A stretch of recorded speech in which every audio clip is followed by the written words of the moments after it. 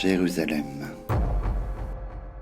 Depuis toujours, la religion est une toile de fond parfaite pour l'homme et son désir de pouvoir. Le conflit israélo-palestinien n'est pas une guerre religieuse, mais un conflit entre deux peuples, les Juifs et les Arabes palestiniens, pour obtenir le contrôle d'une terre considérée comme sainte. Chrétiens, Juifs et musulmans, tous revendiquent cette terre. L'Orient s'embrase depuis plus de 70 ans en faisant de ce conflit une guerre idéo-religieuse dans laquelle la haine est l'arme principale. Au nom des croyances, une guerre sanglante y est orchestrée dans laquelle chefs religieux et chefs d'État mènent une croisade impitoyable. Les religions, le pouvoir et les hommes sont-ils compatibles ? L'homme a toujours su créer le camp du bien ou du mal, mais ici il ne s'agit que d'idéologie et d'hommes, de guerre et de mort.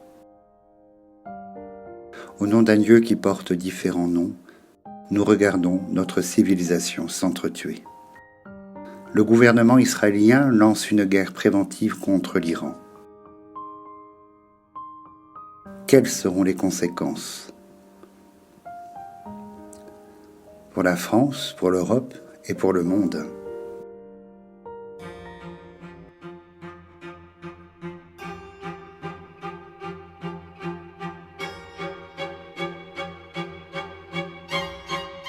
Bonjour à vous toutes et à vous tous. On se retrouve aujourd'hui pour parler de cette guerre préventive lancée par Israël, soutenue et réalisée en grande partie par les Américains en Iran, dans l'idée de détruire ces usines, ces fermes d'enrichissement d'uranium. Donc il y a eu ces interventions, donc ces bombes larguées. Reste à savoir, on va d'abord aborder ce sujet avec une question logique et évidente, c'est-à-dire les conséquences de manière planétaire, cette ouverture de conflit déclarée par la guerre entre Israël, les États-Unis et l'Iran. Qu'en est-il exactement ? Quelles seront les conséquences aujourd'hui, demain, pour le monde, pour l'Europe, pour les États-Unis, pour le monde ? Qu'en est-il exactement ? Donc regardons. Nous avons quelque chose de très très compliqué qui s'amorce, le secret. Il y a quelque chose de compliqué. Vous voyez, ce sont des cartes en fait. Là, c'est la rétention, le secret, le silence. Et nous avons la tour, cette forme de verticalité, mais c'est l'introspection, c'est la réflexion profonde. Donc on va regarder pourquoi ce message-là, en première lecture, pourquoi nous avons cette idée de secret. Alors on sait que les États-Unis, voilà, ont un coup de bluff, hein. Le président ne s'est pas exprimé au niveau de ses homologues, au niveau de l'Europe, au niveau de personne. Donc il a agi en binarité avec Israël dans le secret le plus total. Regardons, et vous voyez, on a la chauve-souris qui apparaît. Donc il y aura des dommages, il y aura des conséquences en fait à ce qu'il s'est passé dans cette ouverture de conflit, sans commune mesure. Les passions vont se déchaîner inévitablement. Alors on va regarder, je pense que ça tourne autour de l'Iran. Regardons ce que nous avons. Donc il y a un projet, il y a une suite, il y a une planification. Donc la chauve-souris, la planification. Il y aura des réponses de la part de l'Iran, inévitablement. La carte de la paix, on va devoir la recouvrir pour regarder la valeur en fait. Quelle est cette paix, oui ou non? Alors vous voyez, l'étranger va se manifester. Hein. Nous sommes sur les oiseaux de la migration. Donc je pense que tout ce qui est coalition, partenariat, amis, de l'Iran, il va se passer quelque chose. En ce moment, puisqu'on a coupé sur la carte du secret, en ce jour, il se trame une réponse, un plan est élaboré. Nous avons vraiment l'autre continent également. Donc il va se passer quelque chose d'ampleur un petit peu mondiale à travers ce qui s'est réalisé, puisqu'on a les continents, nous avons la globalité, la planète ici, la globalité. Nous avons l'histoire, inévitablement, alors l'histoire de Roménie, ça fait plus de 40 ans, voilà, cette force de dictature, d'un islam profondément radical, d'un pouvoir qui est en place. Donc c'est l'histoire qui apparaît là, et je pense que c'est cet homme. Regardons ici. Pas bien, puisque ça symbolise que ce plan élaboré à l'étranger avec des forces liées à Khomeini ici, il risque d'arriver, d'aboutir. Donc on va regarder quelle est la réponse, en espérant que nous n'ayons pas les cartes du feu, par exemple, ou celles de la foudre. ou pire le chat noir.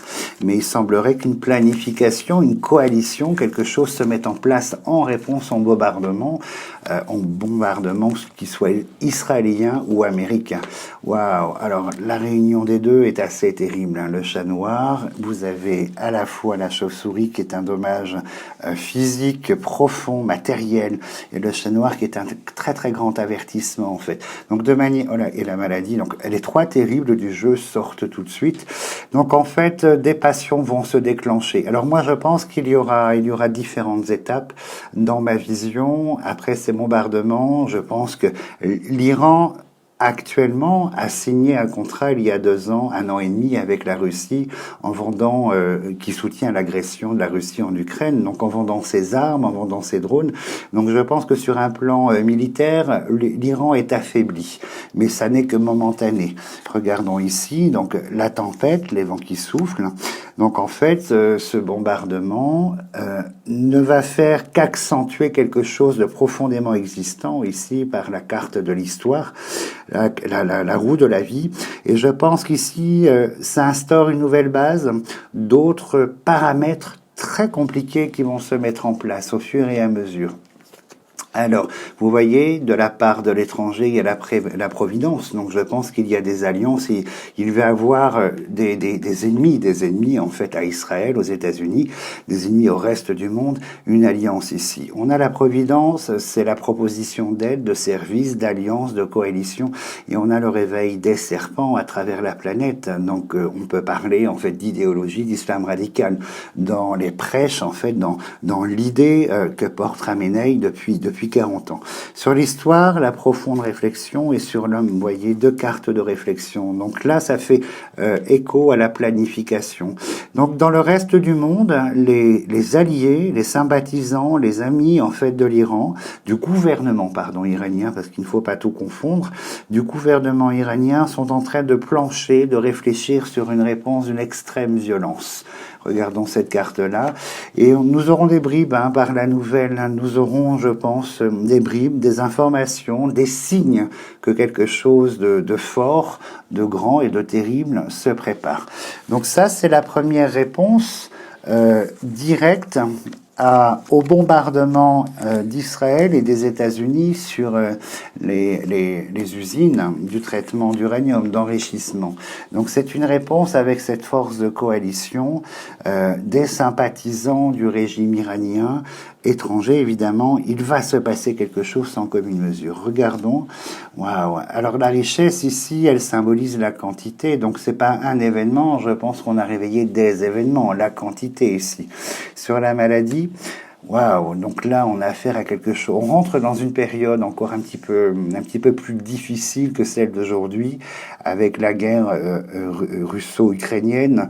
On voit que l'humanité est malade. On voit que on va accentuer quelque chose. Ici, nous avons le cycle qui correspond en fait à la roue, un cycle complexe dans lequel nous rentrons, et ça va concerner l'humanité, la planète entière, les populations. Donc je pense qu'il va se passer des choses assez folles. L'infortune, déjà cet été, en réponse cet été, il se passera des choses, inévitablement. Alors, pour moi, ce que l'on voit, mais ce que je ressens à travers ça, c'est que l'homme iranien, le guide suprême, est dans un entre-deux.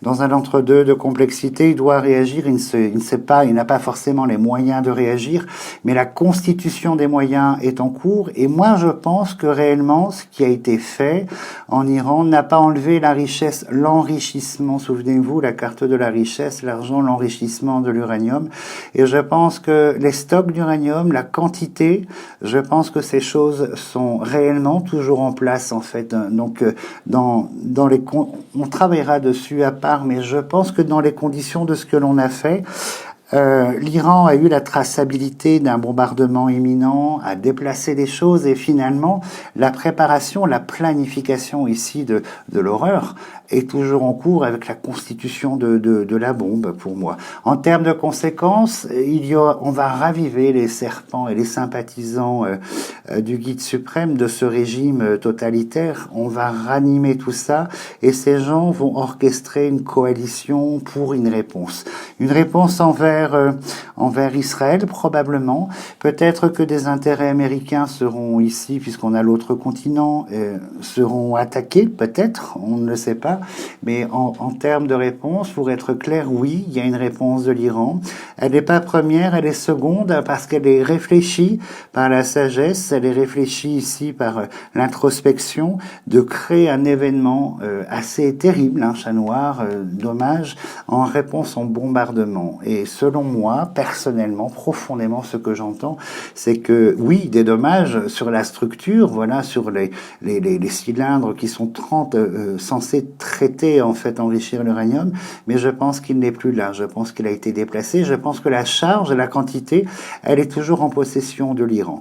Donc ça, c'est le thème de la deuxième question. Mais les dommages sont là. Il y a une réponse, une coalition autour du chef religieux iranien, une réponse qui sera très violente, très forte, puisque c'est l'union, les sympathisants de ce régime.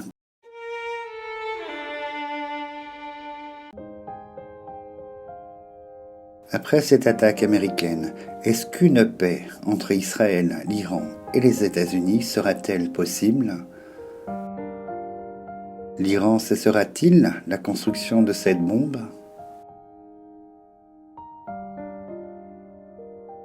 La paix est-elle encore possible ?